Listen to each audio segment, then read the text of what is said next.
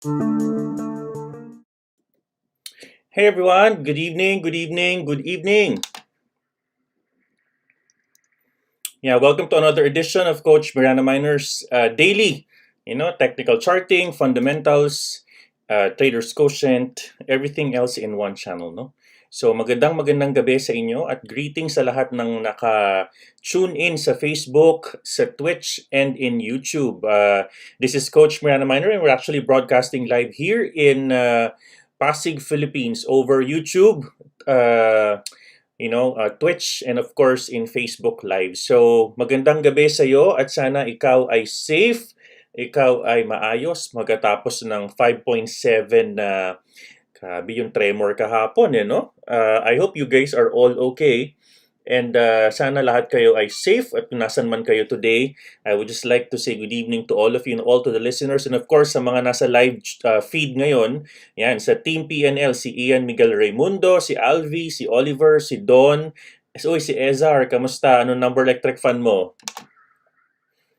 Yan, si Gerald, si Ace, si GM Aguila, si Jomar, Carl, Mark, Perol, and Chris. Magandang gabi sa inyo lahat. And of course, special greetings dun sa pinakaunang nag-comment, si Khaled Isaac, no? Good evening sa'yo. You're the first one to comment. And thank you again for all of you for tuning in. And marami akong mga napakagandang balita today, no? And ang dami nating magagandang announcements. Ang dami mangyayari this October, no? I can't wait for September to finish. And to start October with a super bang, no? All right. So our topic for today is about a sleeping giant at this point. No, why is Cardano a sleeping giant? No, what's happening?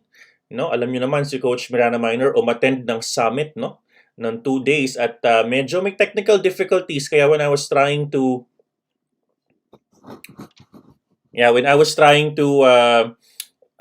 do the live feed, medyo na nagkaroon tayo ng problema, no? Anyways, ang sabi ni Noel, ang pogi daw ng boses ko, maraming salamat.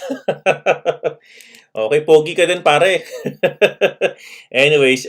Alright, so, napagandang topic for today, no? Stealth Cardano. But what is it all about? What is it all about? Before we officially start our day for today, I'm gonna be talking about a couple of announcements na kailangan nating i-discuss at malaman at this point, no? At this point, we need to discuss a lot of things, no? But I would just like to start our session for today by saying this very, very important word, no? Isa sa mga mahalagang reminder ni Coach MirandaMiner. Gusto ko pong sabihin sa inyo yan, no? Sabi ng isang napakagandang I would say adage or maxim, no, sa cryptocurrency market. Do not listen, but I would like you guys to observe the market, no? Karamihan kasi sa atin bilang isang trader, marami tayong pinakikinggan, no? There's a lot of things that were a lot of people were hearing, oh, scam yan. Oh, that is a scam, mag-rug pull yan, mag-honeypot yan, at kung ano-ano pa. I think what we fail to do as a trader, and this is gonna be start pa lang to, no? Hindi pa tayo nag Real Talk Friday, ano? So I think what we fail to do as an individual is we fail to observe the market. No? We need to observe the market. We need to look at the market conditions.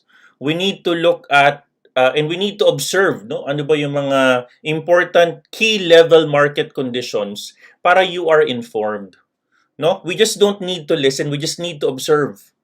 We need to observe the market. Okay? All right.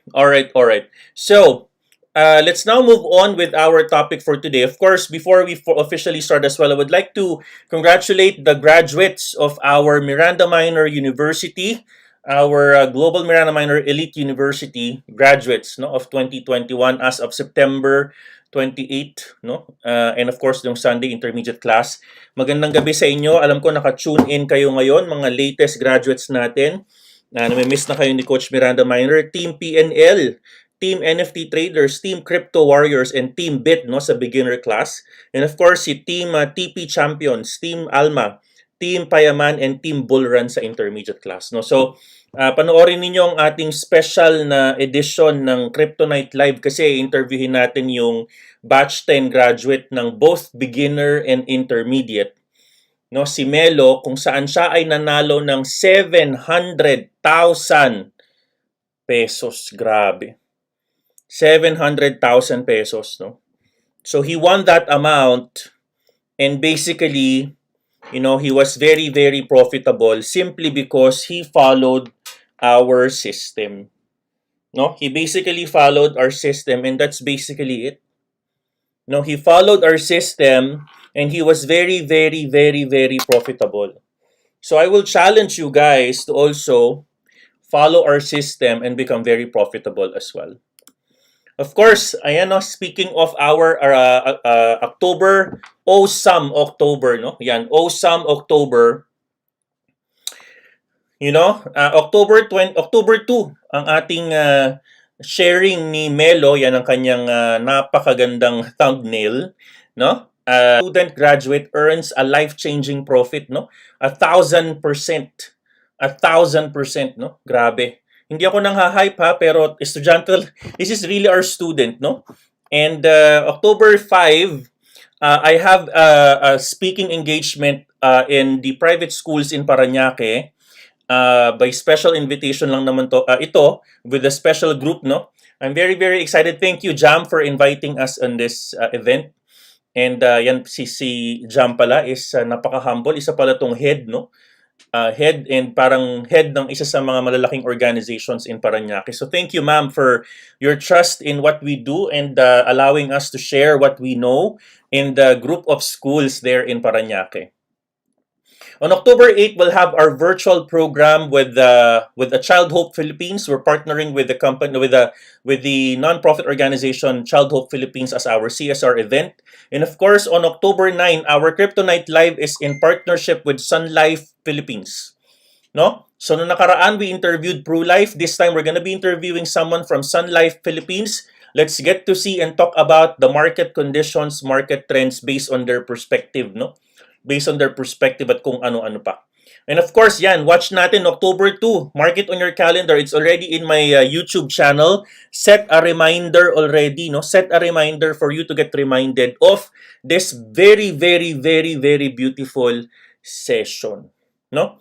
Very, very beautiful session. Panoorin natin lahat yan because I'm very, very excited as well, no?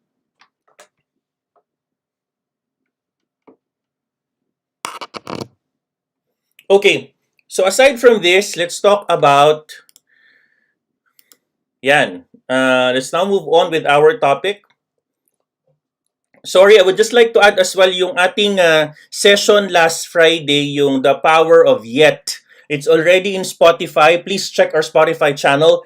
Coach MirandaMiner, andyan na po yung ating last Friday night Real Talk, no? Napakagandang topic. I was actually listening at it again. I was driving kanina, no?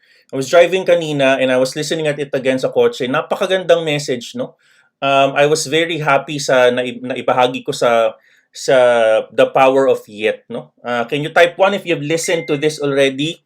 If not yet, no? If not yet, please look at your Spotify and listen to our The Power of Yet. If kung nawawalan ka ng pag-asa sa buhay, if you feel you are a failure, if you feel that this is not your time yet, then listen to this, no? And I hope that this can inspire all of you, no? On the power of the word yet. Yung mga real life stories tayo dyan. Okay, so let's now move on with our topic, Stealth Cardano. Guys, pag sinabi mong stealth is actually a word na nag-a-apply doon sa mga high-speed jets. Because the jets up in the air, sobrang bilis nila, they can do a stealth mode. Ibig sabihin, medyo may pagka-invisible. No? May pagka-invisible siya. So when you say stealth, normally, it's actually applicable on the high-speed, jet streams, no? And normally, on a business perspective, pag sinabi mong stealth, ito ay nangangahulugan na ito ay medyo hindi mo nakikita, hindi mo nadadama. So for example, sa isang market cycle, pag sinabi natin naka-stealth mode, no? Or naka-stealth mode yung market cycle, ibig sabihin, yung isang asset, Naka-stealth mode yung isang asset. Ito ay hindi pinapansin at this point. Meron itong binubuong potential na magandang fundamental, pero naka-stealth mode siya. Ito yung tinatawag nating smart money.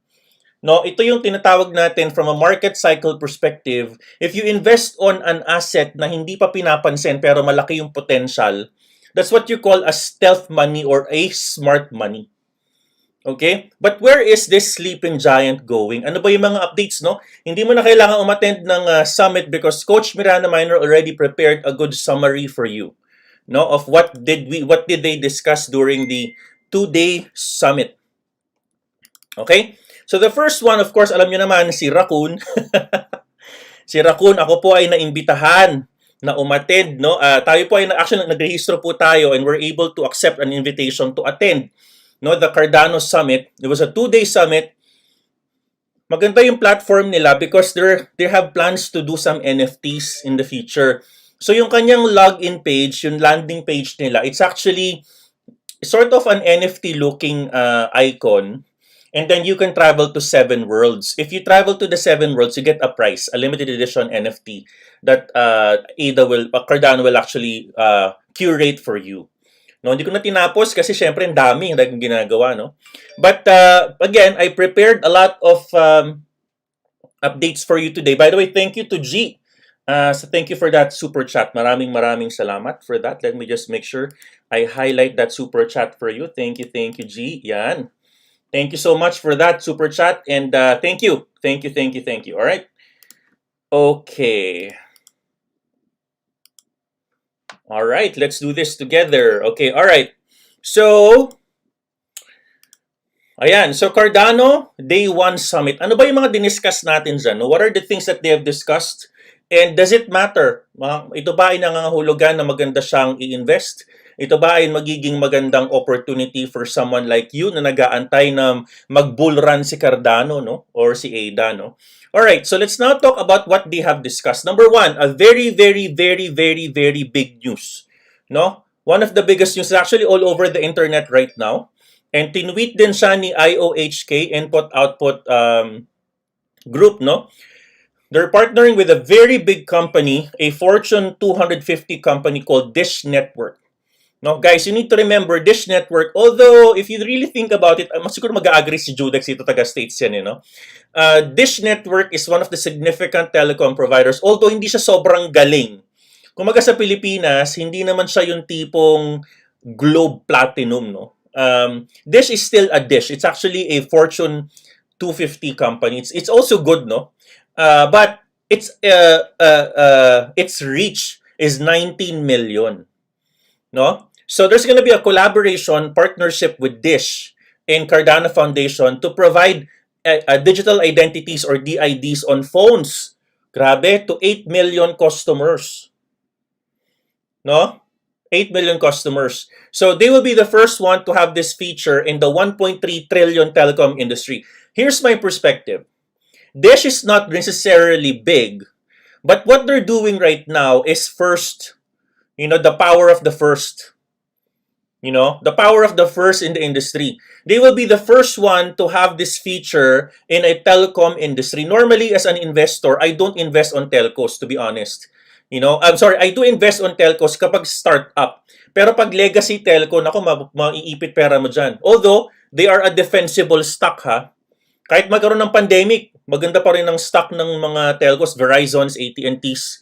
Although, if you're expecting to earn 1,000%, huwag ka nang umasa because that is a telco. No? Telco is not always that lucrative from a stock perspective unless it's a startup. Okay, so they're actually doing the first. Providing DIDs on phones to 8 million Dish customers. No? DIDs, basically, you're providing them phone numbers. No? As a result of the overlapping identities, data capacity are just a few recognized examples by Cardano of how relationship can add value. So yung mga nag-overlap na numbers, they're gonna be putting some data capacity through their blockchain. So Dish Network is one of the very first company to use blockchain technology. So diniscuss yan, napakagandang announcement ni Charles Hoskinson yan kahapon, nung Saturday, nung day 1. And it's really something worth it, no, to discuss. Now, for me, it's if I'm based in the States, am I going to be really surprise or tataas ba yung balahibo ko? Not necessarily. This is not that really, really big. But from a third-party perspective, someone from the outside the US, it's really a big collaboration. No? Alright? Number 2, ano pa yung update sa ginawa nila? Ayan, ang dami nilang partnerships, no? Bakit ba? Sa tingin ko, nagkaroon ng napakaraming partnerships because for them to be a blockchain, they need to have significant partnerships outside the industry.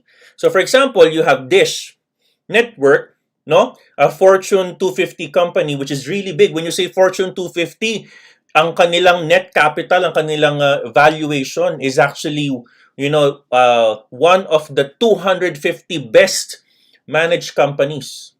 No? Their valuation, their P&L, their dividend share, their profit earnings ratio, all of that are actually very, very good para maging Fortune 250 ka. You're also being audited by a very prestigious auditing firm. No? Maraming napakagaling na mga auditing firm ngayon. Kumbaga in the Philippines, you have your SGV, no? Your CSIP, Gores, and Velayo.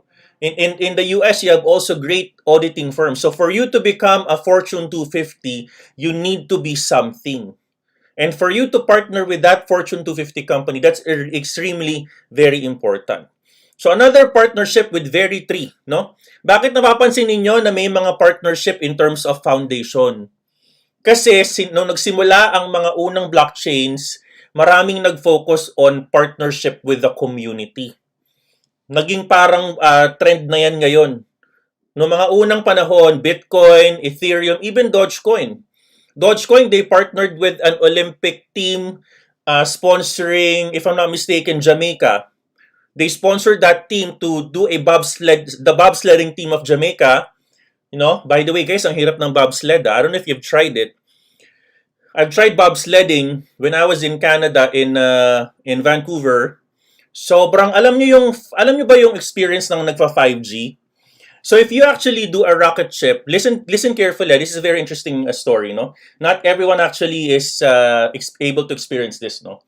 When you enter the rocket ship, guys, ang hindi natin alam, hindi pinapakita sa camera, when you enter the rocket ship, when it's actually going up to the moon, sobrang bilis niyan. And you experience what you call the 5G. When you say 5G, parang hihiwalay yung kaluluwa mo sa sarili mo. No? Hihiwalay yung kaluluwa mo sa... This is really research online what is a 5G experience. It's really, really very, very interesting. Sa sobrang bilis ng rocket ship papataas, nakita mo yung itsura ng mga tao para silang nagkakaroon ng heart attack. Yung mukha nila nangangaluntoy, no? Yung mukha nila they're very you're really indescribable, no? That is the 5G because sobrang sakit sa katawan if you're flying on almost 200 siguro mga 500 kilometers per hour ang takbo mo. Pag ganun kabilis ang takbo mo, you will experience 5G. No? Ngayon, yung bobsledding, it's only 3G. I've tried it. No? But sobrang sakit pagkatapos. I almost fainted. Exactly, tama. 5x the gravity because you're fighting against the gravity eh. No? That's exactly the definition, exactly. 5x the gravity, you're fighting it. Going to the moon, no? Now, in bobsledding, meron kasi siyang pababa at pataas, no? I'm telling you, after I took that, sabi ko, I took the first 21 seconds. Sabi ko, tapos na ayoko na, maghihimatay na ako. And even professionals, they pass out pag tinapos nila yung bobsledding na cycle. That's 3G. Anyways, na-share ko lang yun because it's really a very, very good experience. If you guys have, if you're from North America, try nyo yung bobsledding there in Whistler. Actually, in Whistler in Canada. Anyways, ayan, so they partnered with the company called Very3, no? It's a green blockchain in the mainstream, no? Ito yung, kumbaga, kung tutuusin, this is actually an optics. Optics ito, pampaganda ng brand image. No? They also partnered with a company called Rival, their foundation, esports giant to ha. Listen carefully. Esports giant, a Rival is a first of its kind business that enables businesses to take advantage of the gaming industry. No? Why? Why do they need to partner with Rival? You need to remember Cardano has a white paper for NFTs. Okay, they have a white paper for NFTs, but it's not their core competency. So what do you do if you're a company? Okay, what do you do if you're a company and that is not and you don't have the core competency? For example, you are ABS-CBN, no? And your core competency is media production.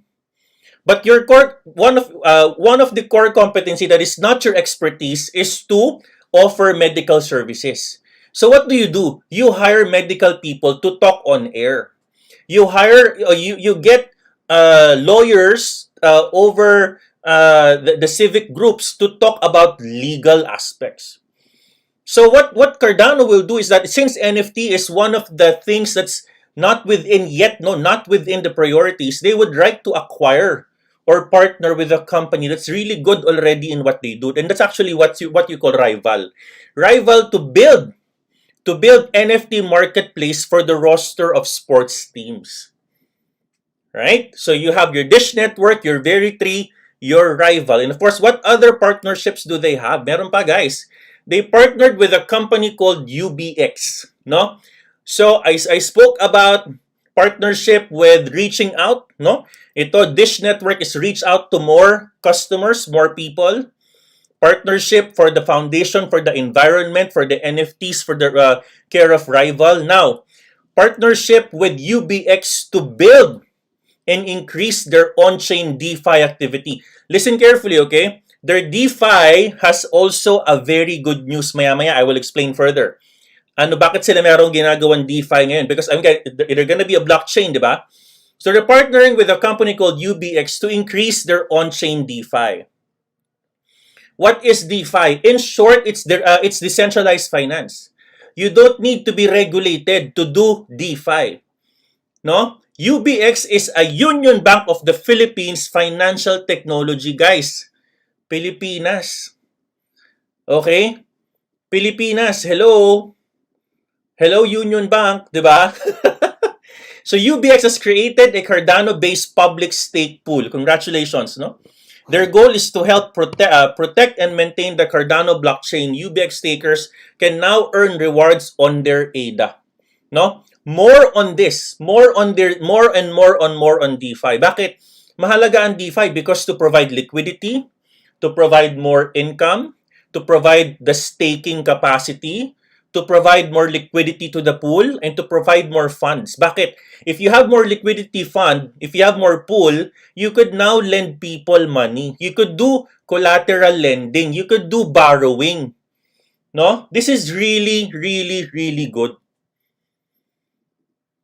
Another partnership is what you call Cardano partnered with AID Tech. No? AID Tech is a company that uses blockchain to provide identity-based solutions for finance, payments, and insurance. Cardano will provide technical guidance on the AID Tech team. They're developing verifiable credentials for trusted identity management and ownership. Basically, what it means is there should be identity-based solutions for finance, payments, and insurance. Bakit? Because from a technology perspective, kailangan nilang magkaroon ng kumbaga, they need to have some level of government partnership. Di ba? Meron ng environmental partnership. Ito namang AID, they're actually a Web 3.0 technology company tokenized assets, no?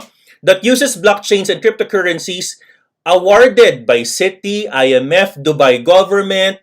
You know, they have offices in Singapore, in Dublin, collaborates with government, institutions, private partners. They provide digital ID solutions, privacy-focused. So, aside from, if you go to the story, meron silang partnership with the Masa over Dish Network.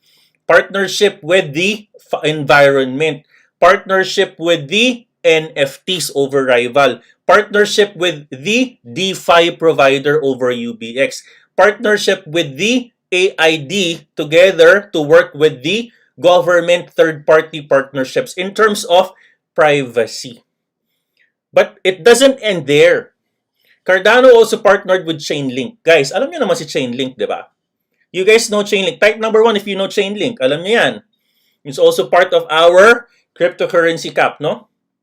So, they want to have developers build smart contracts to secure DeFi applications. So, partnering Chainlink is actually known for this. Chainlink, within their particular infrastructure, they are actually experts. No, they have actually a lot of developers that create smart contracts for secure DeFi applications. Okay, so let's move on. What else? This is it. They also have donation to build a mathematics center at Carnegie Mellon University. Bakit? Kung di nyo alam, itong si Charles Hoskinson is a mathematics professor. Charles Hoskinson is actually a mathematics professor. He's very, very, very smart. Pero sometimes, pag nagla-live tong taon to, because he is a professor and he's actually a rocket scientist, minsan hindi mo maintindihan. Nakita mo sa mga live comment ng mga tao, we understand you already. God protect this man. No? Because he speak like, talk like, think like, show like a mathematics professor. No? Unlike the other bigwigs right now, tinan mo although magaling din sila but they have different personalities. Si Vitalik. No? And so on and so forth. Alright. Of course, ito yung one of the biggest news, guys. One of the biggest news. Okay? I think you pronounce this at DJED or JED, no? Stablecoin, you see Cardano, issued by COTI. So, kanina, lumabas tong news na to, lumipad si COTI pataas. Currency of the internet, COTI. That is what it meant. Currency of the internet. No? They're gonna be having a stablecoin. Bakit? What is the purpose of the stablecoin?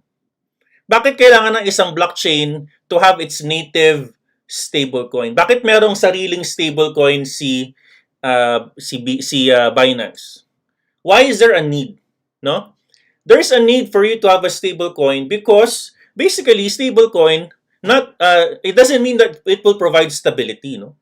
Ang ginagawa ng stablecoin basically, it provides an ability to transact over decentralized finance applications and other smart contracts na hindi mo na kailangang i-regulate ng isang monetary company.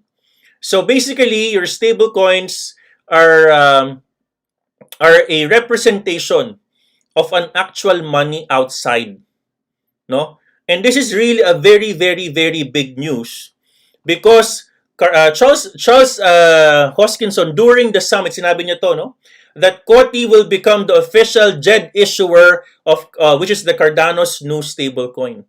No wonder when this news came out, boom. No, when all of the PR, all of the news came out, boom. Pinasok ni Coach MirandaMiner yan. I'll show to you the trade later. So JED is a stablecoin based on the algorithm design. It uses smart contracts to ensure price stabilization and the coin will be useful for decentralized finance operations. Sabi ko lang, it operates by keeping a reserve of base coins and minting and burning stablecoins and reserve coins. JED isn't just a stablecoin built upon Cardano's chain. It's also designed to become the ultimate coin which the Cardano's entire network transaction with fees will be paid. Okay? Listen very carefully.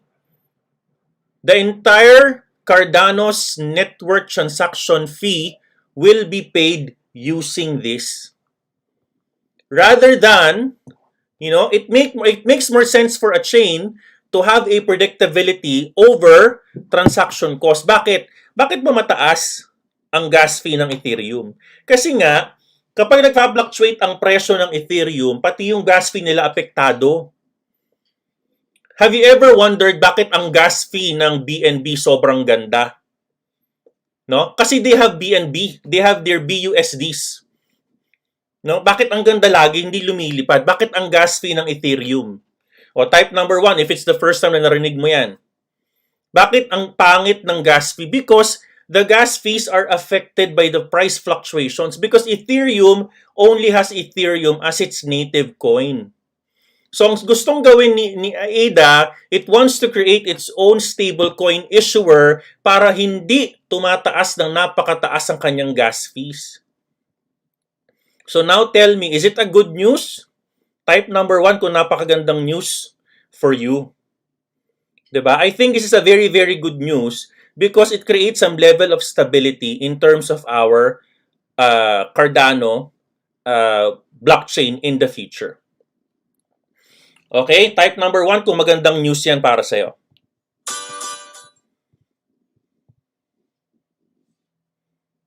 Okay.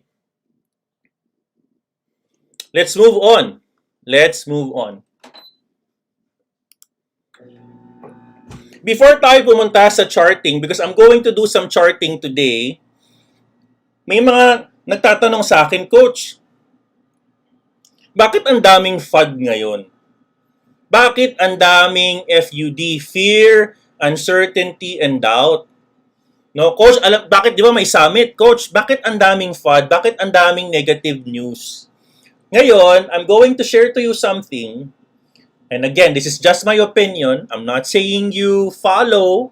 I'm saying just listen and observe. This is my opinion because this is my observation being in the market for quite some time already.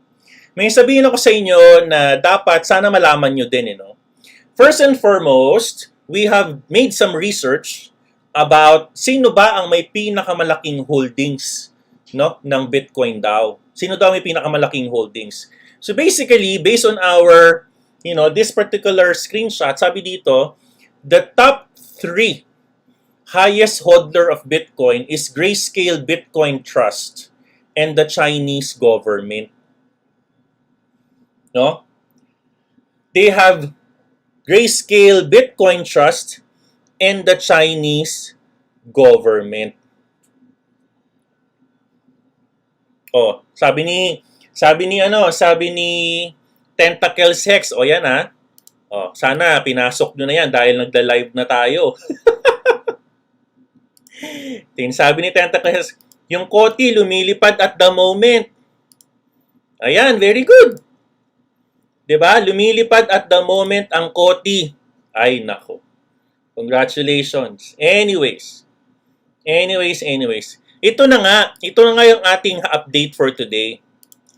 Itong mga to, Chinese government na to, makapag-ban ka ba naman ng Bitcoin, ikaw pa lang isa sa mga pinakamalaking hodler ng Bitcoin. Sino pinaglololoko mo? 'Di ba? Sino pinaglololoko nito? I mean, you're the top 2. Seriously. You're the top 2, man. And you keep on banning this coin. What do you want to do? Okay? Listen carefully. But that's not yet the case. That is not yet the case. Hindi pa yun yung headline ko sa inyo. Mas maiinis kayo dito. Listen very carefully, okay? Listen carefully. Look at the number 1. Sino yan? This is Grayscale Bitcoin Trust. Okay, ulitin ko ha. Grayscale Bitcoin Trust. Number 1 with 653,632,000. BTC. Or 26 billion BTC. Listen carefully, okay? 26 billion or 3% of the entire supply. Okay, let's now move on. Ito na, mainis ka na dito ha. Okay. Si Grayscale is pag-aari. Okay, Grayscale Investment, one of their media firm, it's actually, Grayscale is actually owned by, as per this particular news, CoinDesk din to. Grayscale is actually owned by Founded by Barry Silbert in 2013, Grayscale Investment is a digital asset management firm owned by Silver venture capital firm Digital Currency Group that also owns CoinDesk. Ulitin ko ha, they are owned by Digital Currency Group that also owns CoinDesk. Parang awa mo na CoinDesk. Tingnan mo yung headline mo 2 days ago. Insider says China latest crypto ban is the most forceful to date. Ewan ko sa'yo. Ha? Ewan ko sa'yo. Sino niloko mo? Diba? Sino niloloko mo ngayon? Diba? Ang problema dito, here's the problem. If you have someone that is reading this news and they are not guided for crying out loud, if you are not guided for crying out loud, Panginoon ko, puro FUD ang issue nila. Bakit po? Siguro, tingnan natin, number 1 lang naman po sila sa may pinakamalaking Bitcoin sa buong mundo, Panginoon ko po. Naku ba naman? Sino hindi maiinis niyan? Diba? People, the Chinese government, the Grayscale Bitcoin Trust, puro na lang kayo FUD o Panginoon ko, kung di nyo lang alam, naiinis, sabi nga ni Sweet sa akin, Coach, pang ilan post mo na yan sa China? Inis na inis ka na. Nainis na inis talaga ako kasi ang daming naloloko nito eh. Pang ilang FUD na ba to? Pang 7 na to. Pang 7 banning na since 2013. And the price last 2013 was $1,020. Guys, listen, wake up. The price of Bitcoin was $1,020 way back 2013. The first banning of BTC in China. Ngayon, pang 7 na. Pang 7 na po ang banning ng China. Ang price po ng Bitcoin ngayon magkano? $43,000. Diba? Ang sarap kutusan ng... Ang sarap, diba? Sinong hindi maiinis dyan? So guys, we need to observe. Kaya nga sabi ko kanina sa opening natin, do not listen to the market only. Observe the market. Observe. When you say observe, look at the news, but look deeper. Sino pa yung nagsasubmit ng news? Do they have an interest? If you are a neutral again, I love CoinDesk. Kudos to them. I get news from them. Don't get me wrong. I'm not hating them. Kudos to them. I love CoinDesk. What I'm just trying to say is that my own opinion, which I am entitled to, hello CoinDesk. 2 days ago, you were saying that the China's latest crypto ban is the most forceful to date. Samantalang, hello, ikaw po yung number 1 hodler. Anong gusto mong gawin? Bitawan ng retailer yung Bitcoin? Bibilhin mo? Mga galawang whale. Mga galawang whale, guys. 'Di ba? Ngayon, kung retailer ka, tanungin mo ako, Coach, bakit hindi lumilipad ang coin? Tanong mo kay CoinDesk. Itanong mo kay CoinDesk. 'Di ba? Itanong mo sa kanya, bakit hindi lumilipad dyan? Puro paninira. Okay? So be very, very careful. Do not just listen. Observe the market. Tingnan mo si MicroStrategy. Number 6. 'Di ba? Puro sila papuri kay Bitcoin. Kasi they have an investment eh. Ngayon, siguro just to zoom out on this scenario, baka naman talaga they're just trying to become neutral. No? They're trying to become neutral kasi nga they have an investment, they have a fund that they're managing. They're managing funds from people on Grayscale. So maybe they have a fiduciary responsibility to their shareholders, to the people that they manage their funds from, to become very neutral. But for me, my opinion is, this news does not make any sense. To be honest, it does not make any sense anymore. Unfortunately, a lot of retailers are still subject to FUD. So ladies and gentlemen, what is Coach Miranda Miner's answer? what is my answer in this ongoing FUD discussion? My answer to this ongoing FUD discussion is itanong nyo kay CoinDesk na pag-aari ng number 1 company that has the most number of Bitcoin. Tapos. Diba? Does that make sense, guys? Does that make sense to all of you? Type number 1. Huwag tayo magpadala sa mga binabalita kung saan-saan. We need to understand who owns the company. Do they have a vested interest? Diba? Do they have a vested interest? Anyways, let's move on. Now, because of this particular COTI, yung kaninang news natin, currency of the internet, sabi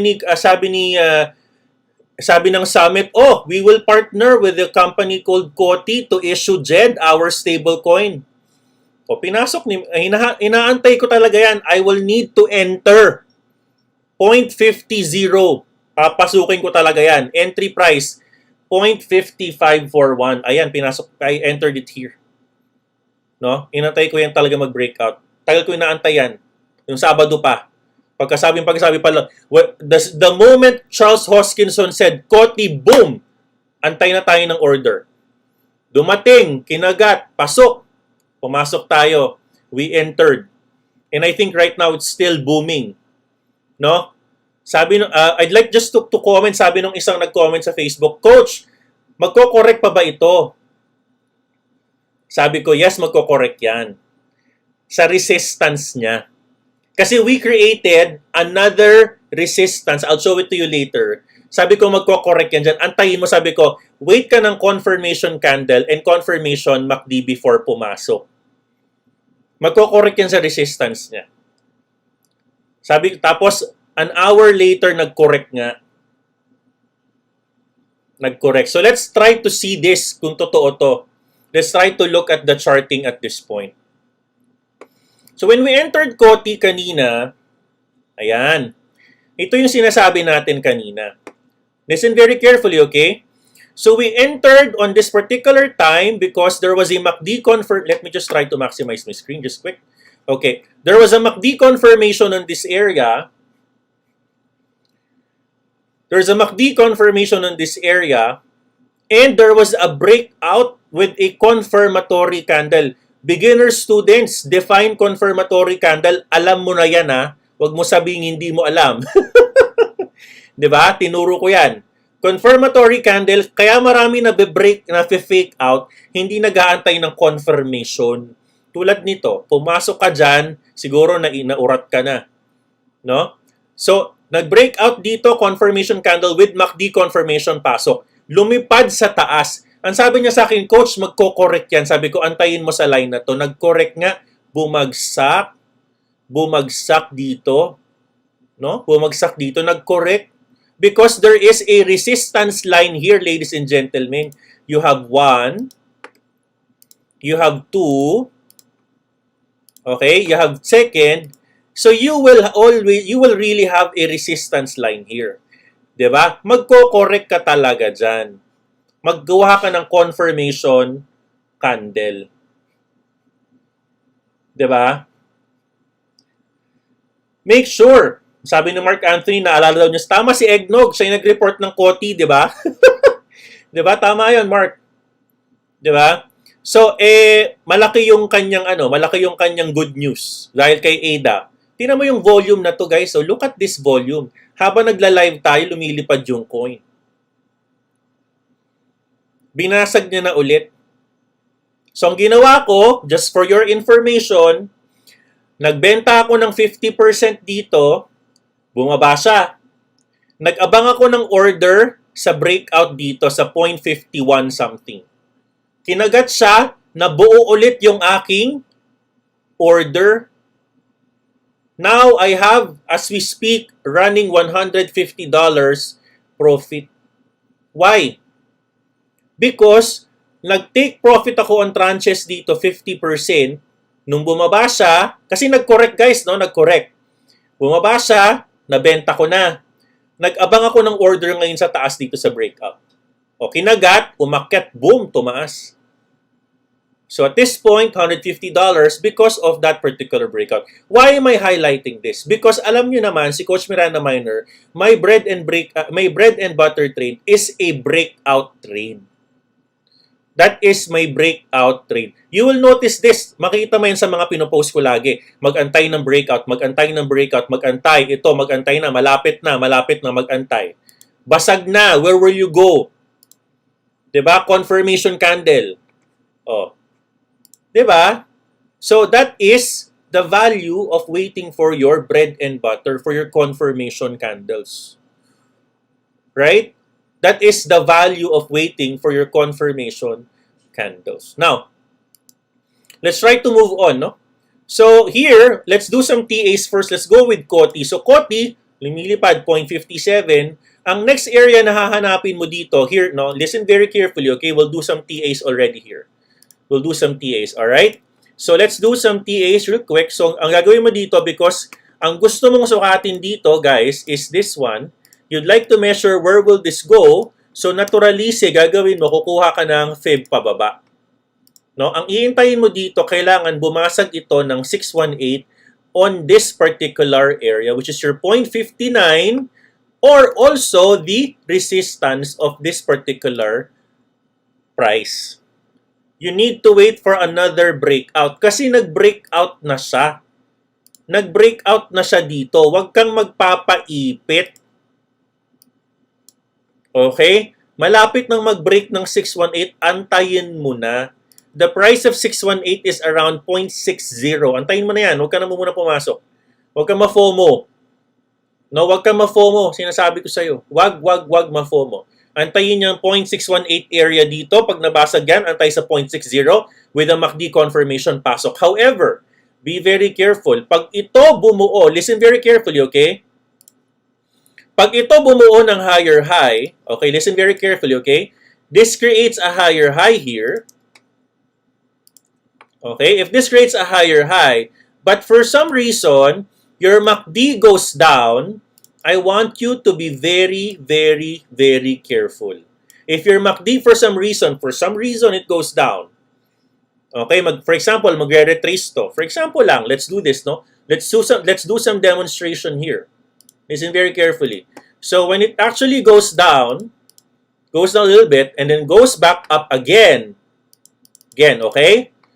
Now it creates a higher high, right? But your MACD points down, you need to be very, very, very, very, very careful. Why? Because it can form a bearish divergence. Okay? So not because gumawa ng higher high, papasok ka agad. Make sure merong MACD confirmation. The MACD doesn't say it's going to be a bearish divergence. You have a confirmatory candle above 618. That's the only time that you will enter. And why did I enter this trade in the first place? Because wala naman ako nakitang divergence. In the first place, what I saw was this. Listen carefully, okay? So, what I noticed was this. There was actually a minor, well, not a minor, but there's actually already a semi-major breakout here. That is my bread and butter. Nag-breakout dito sa part na to around 0.50. No? Nag-breakout sa part na yan, ergo, I ordered 0.50 XXX something in the price point.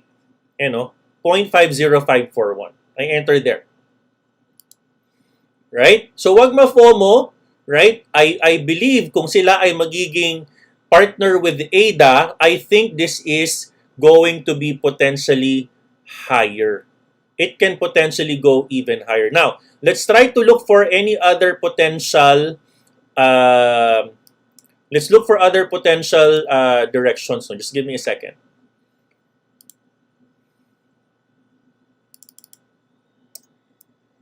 Let's look for a higher time frame.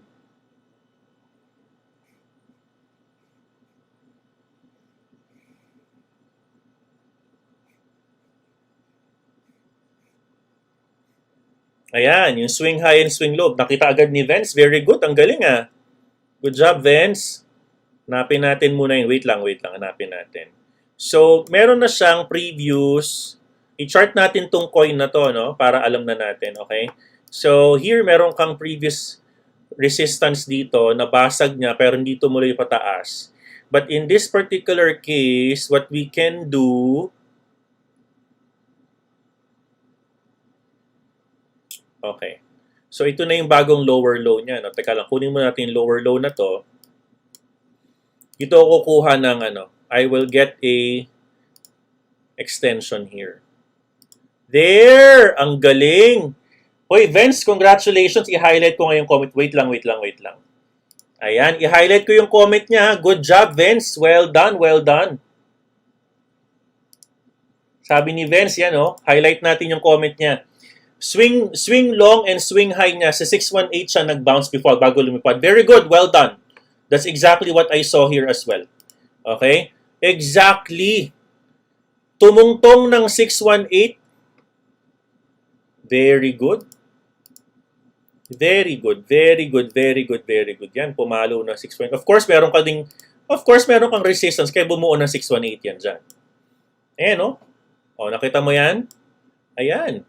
Bumuo ng 618 yung ilalim. This particular area, 0.48766. No? Bakit? Meron ka rin tinatawag na apex of your consolidation here. You have your apex, no? Anatomy, guys. Napakagandang anatomy naman ito. Nakita na naman natin. Oh, di ba? Intermediate students. Oh, gawin na natin to. Di ba? Trend resistance breakout. Sabi nung estudyante ko na nakaraan. Ano yun? Anong sabi niya, guys? Hindi niya sinabing trend breakdown. Sabi niya, insulated trend resistance. Yata sinabi niya, tawa tayo ng tawa. Anyways, ito yung insulated consolidation. Fib where the magic happens. You have your pullback. You have your bounce on support, no? And of course, you're waiting for a breakout. So really good. Well done. Ang galing nakita ni Vince. Well done. Alright, so lumipad nga because nagtumuntong muna ng 618. That's gonna be the chart for that. Now, let's go to ADA. No, here's the thing, guys. Ba't ko sinasabi na sleeping giant si ADA? You need to remember, hindi naman ako nagsasabi nito, na ang dami na po niyang bullish news. Ang dami niya ng bullish news, partnership with Dish, partnership with Veritri, with Rival for esports, Veritri for foundation, UBX for DeFi, AID for privacy and government, Chainlink for DeFi, di ba? And they will have their stablecoin. Lumilipad na si COTI, si ADA nananahimik pa din. Ito na yung sinasabi ko, this is a sleeping giant. Sleeping giant, makinig kayo. No? Kung meron kayo nakatagong dyan, ADA sa wallet ninyo, ang tanong, with all of the things na narinig mo sa akin ngayon, are you still going to sell them at this point? Diba? Now, let's try to chart ADA. Let's try to chart this particular coin. Kunin ko lang pinakamababa. So, there's always a possibility, tinuro ko to sa intermediate class, there's always a possibility of a 1.8. Don't get me wrong. Okay, there's always a possibility of a 1.8. But, with all of the news today, the volume does not make any sense. The volume for me does not make any sense. Why? Because the volume is very low. Kailangan ko ng isang malaking green na volume bar kasi laki ng mga volume na to. This is what I would like to see again. This volume, no? Para itulak niya to pataas. I think what's happening is it is the retailer na humihila pababa dyan. But I think isang mataas na buga na green buying volume, tataas tong Cardano na to. You need to remember, isang breakout, tutuloy-tuloy pataas to. No? Tutuloy-tuloy yan pataas. You need to remember, may number 2 na coin, kalaban niya si Ethereum. Gagawin nila lahat ng paraan para siraan si Cardano. Bakit? Hindi sila kinopya ni Cardano. You need to remember, sino ang kinopya ni Cardano? Si Bitcoin. If you remember earlier, okay, if you remember earlier, gumawa tayo ng video.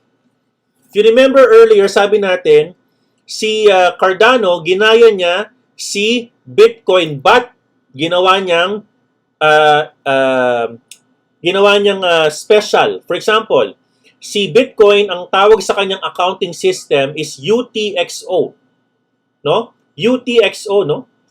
It's actually a design idea of Bitcoin that allows one-on-one or kumbaga kaliwaan cash and then return yung service. UTXO.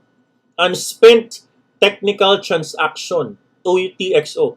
Ang ginawa ni Cardano? Gumawa siya ng hybrid version, extended UTXO, EUTXO. Hindi niya kinopya si Ethereum. Ethereum is using an account model, no? Si UTXO is using an accounting model, no? A deterministic. Si Ethereum is non-deterministic. Si Solana is non-deterministic with proof of history, no? Si Polkadot is non-deterministic with parachains. 'Di ba? Ganyan ang mga kanyang mga algorithms. Now, itong si Cardano, dahil he did not mimic the format of Ethereum, guess what? Napakarami, libo-libong tao sa Reddit, puro paninira kay Cardano. Libo-libong developers ng Ethereum sinisiraan, ay, mabagal yan. You're using the Bitcoin model. Bitcoin only processes less than 10 transaction per second. Ethereum 17, 18 transactions per second, pero multiple, nagsiscale siya. No? Bitcoin right now, nag-i-introduce ng Lightning Network, a layer 2 network for faster transactions. Anong ginawa ni Cardano? In-snub niya yung number 2. I will kill you, Ethereum. Kala mo ha, co-founder ako ng Ethereum, kilala ko kayo. Diba? Anong ginawa niya? Gumawa ng sariling model, EUTXO. Anong ginawa ng Ethereum? Siniraan. Ay, tinan mo ngayon ang price. No? So why is it a sleeping giant? Guys, for a blockchain to be priced at $2.18, sa buong CMC ngayon, sino po ang blockchain sa top 10? Binance Coin, Solana, Ethereum, Bitcoin, Polkadot, 'di ba? Uniswap, Chainlink, 'di ba? All of them has their own infrastructure. Kung hindi man blockchain, they have their own testnets or smart contracts. No? Meron silang sariling technology, they do parachains, they do layer 2, they do side chains, etc., etc. They can process without having their own blockchains. They can create interoperability. No? Sino dyan sa top 10 na yan? Siya lang po ang single digit na may blockchain. Hello? No? So it's a sleeping giant for me. I think this is the time that's I'm calling it a smart money. This is the time that I call this a smart money, because the time where lahat tayo nagsisisi na 2010 walang pumansin kay Bitcoin, look at where Bitcoin right now is. No? Look at where Bitcoin is right now. Let's open Bitcoin. Let's look at the history.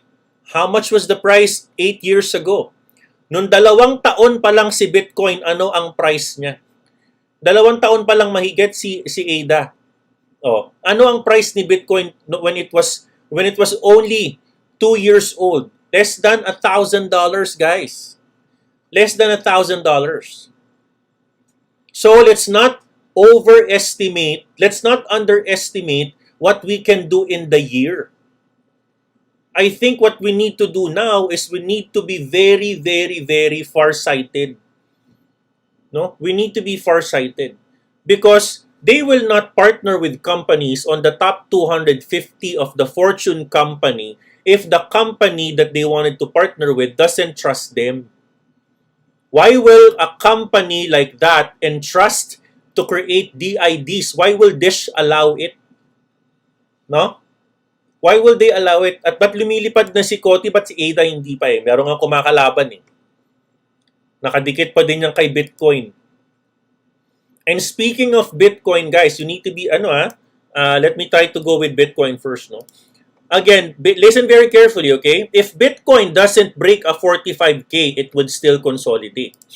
You need to remember that. Bitcoin needs to break a 45K level. No, because nag-correct siya sa 618 area, ito yung kanyang high level na charting. Tanggalin natin to dito. Tanggalin ko muna si volume. Okay? Baba tayo sa lower time frame. Let's go to the 30 minutes. If it does not go above 45K, then wag munang magpaka-bibo. Wag munang wag mo, kung di sanay sa shorting, wag munang mag-trade, mag-antay. Bakit? Bakit ko sinasabi yan? Because I think it's important that we see this particular trend. No? I think at this level, the 45K range, no, ayan ang kailangan niyang pasukin. Let me just try to maximize this further. Okay? So I think kailangan niyang pasukin to. No? A 38,000 is still possible, ha? A 38,000 is still possible. No? Pero ang kanyang wiggle room is already very, very small. Okay, look at this very carefully, okay? So the apex is already getting very, very small. Okay? All right, it's forming a very a small wiggle room already, and this one needs to break a 45K level. And when I say break, dapat 3 or more days mag-o-open yung candle above the 45K.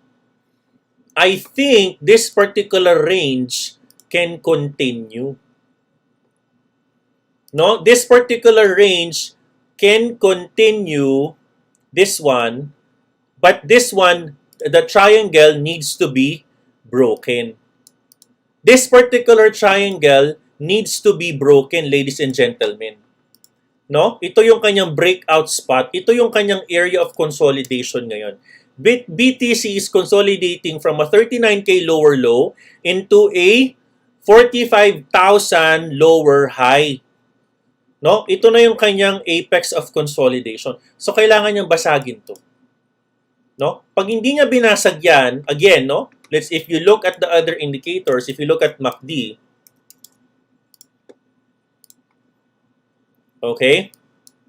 Ayan. If you look at MACD, obviously, nagkaroon ka dito ng semi lower low dito, no? Nagkaroon ng lower low formation, but MACD said no. Nagkaroon ka dyan ng bullish convergence, itinaas niya yan, no? Nagkaroon din ng mini na pagbasag dyan ng kanyang ang kanyang trend resistance, no? Yan, so binasag niya yan, tumaas after ng bullish convergence. Tinulak niya pataas yan kasi nagkaroon ng bullish convergence, and then tinulak pataas, nabasag yung resistance. Ngayon, inangat niya yan. Inangat niya ng pataas. Look at this, no? This one is because nagkaroon ng trend resistance breakout. And every after trend resistance breakout, intermediate students is consolidation. Alam niyo yan. Every after trend resistance breakouts, the market will consolidate because the market feel that they are indecisive.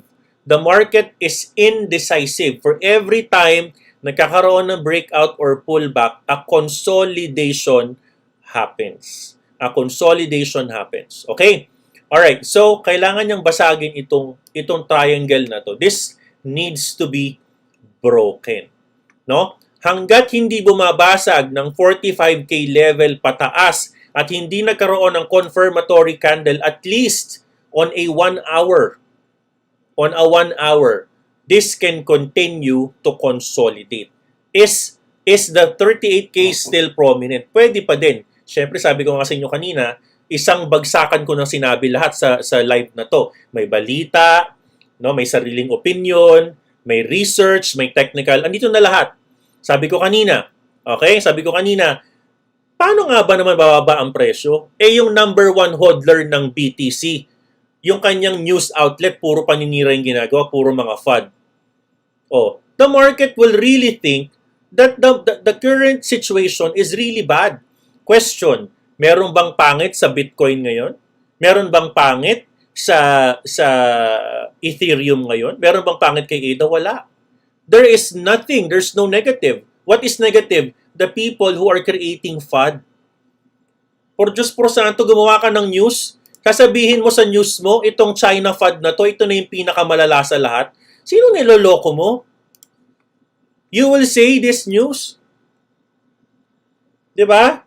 Gagawa ka ng news, sasabihin mo yung China FUD, siya yung pinakamalala sa lahat. Sino niloloko natin? Diba? So, meron bang negative? Wala. Anong negative? Yung gumagawa ng balita. Ano nangyayari? The market, the retailers are capitulating. They're raising their white flag. Ayoko na munang mag-trade. Bakit? Negative yung market eh. O ano nangyayari?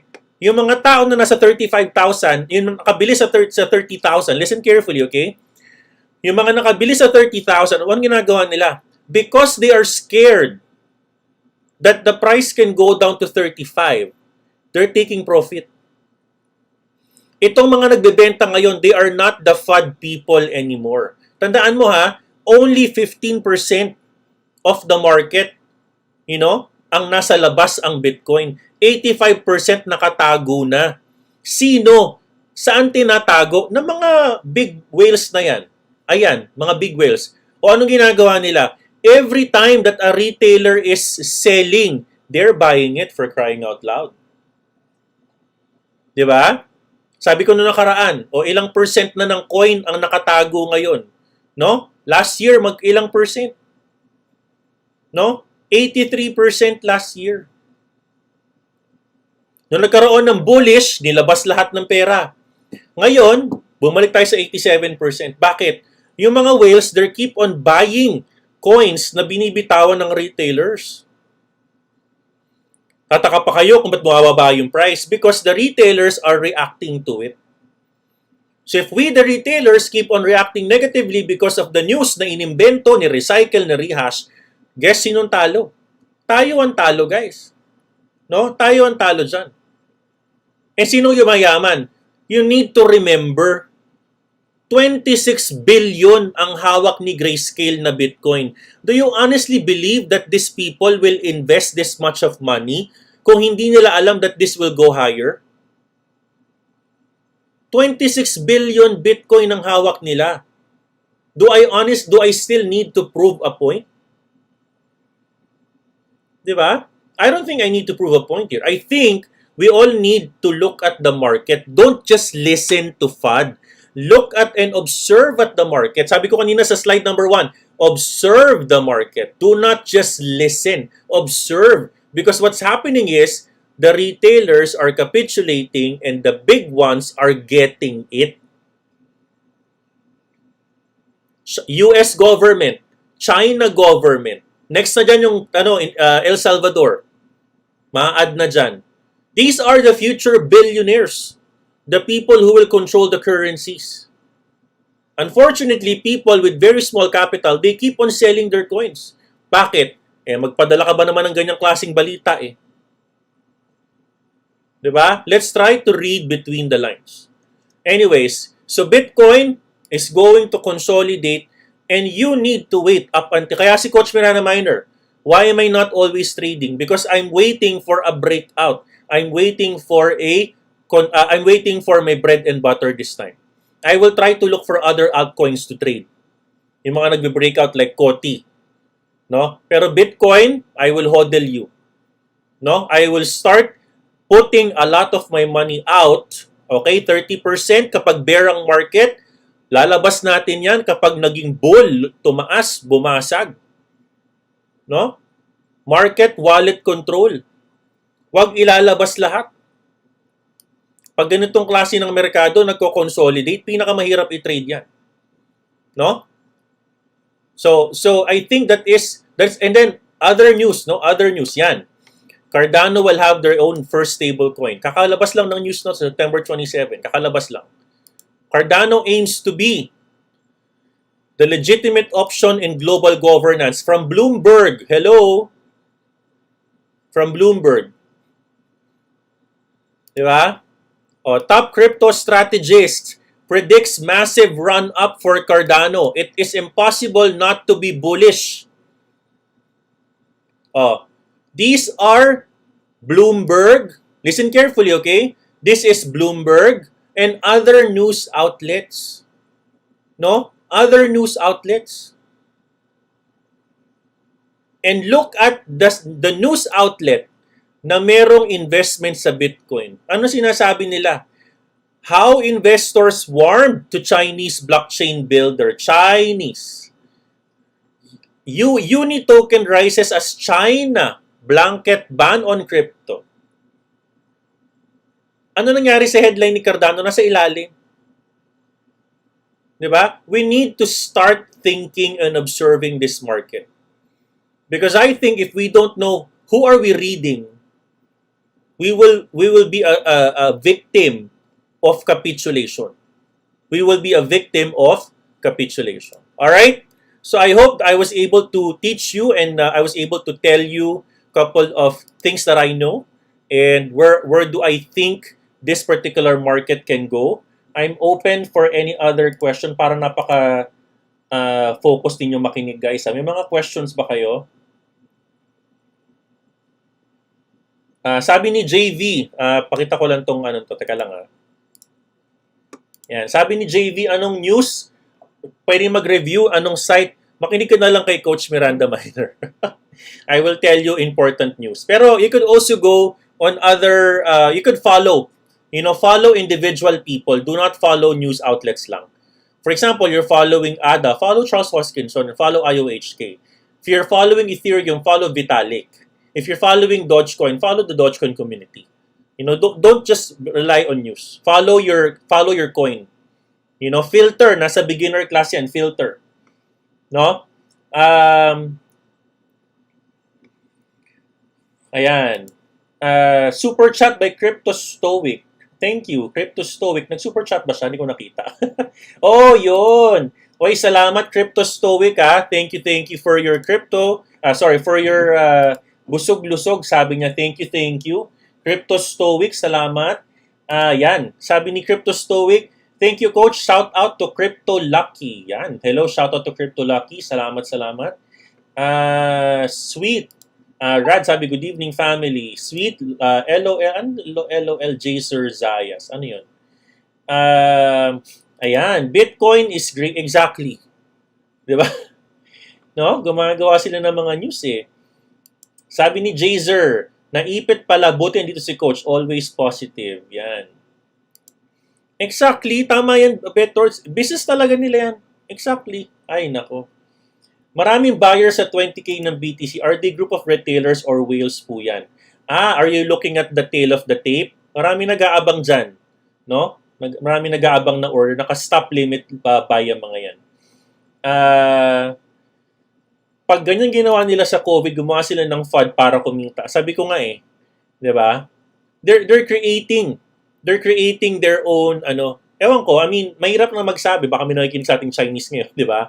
But again, here's my humble opinion. And if you don't believe me, it's okay. It's okay.